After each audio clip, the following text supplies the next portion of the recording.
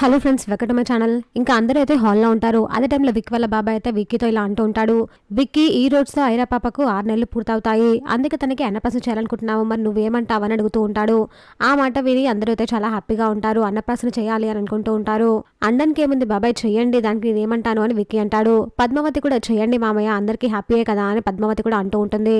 ఇంకా వాళ్ళందరూ నవ్వుతూ ఉంటూ హ్యాపీగా ఉంటే దివ్య మాత్రం చాలా కోపంగా చూస్తూ ఉంటుంది. వాళ్ళ ఆనందాన్ని చూడలేకపోతుంది. ఇందులో విక్కీ, సరే బాబాయ్ మీ ఏర్పాట్లు చూడండి, నేను ఆశ్రమంకి వెళ్ళి పాప డీటెయిల్స్ తెలుసుకొని వస్తాను, పాపని తీసుకొని వస్తాను అని చెప్తుంటాడు. సరే విక్కీ, నువ్వు వెళ్ళి ఆ పనిలో ఉండి మేము ఇక్కడ పనులు చూసుకుంటాము, నువ్వు పాపని తీసుకొని రా అని వాళ్ళ బాబాయ్ కూడా అంటూ ఉంటాడు. ఇంకా వాళ్ళ ఆనందాన్ని చూసి దివ్య అయితే ఓర్వలేకపోతుంది. మీరందరూ ఇంత హ్యాపీగా ఇంత ఆనందంగా ఉంటుంటే నేను అసలు చూడలేకపోతున్నాను, నాకు అసలు నచ్చట్లేదు.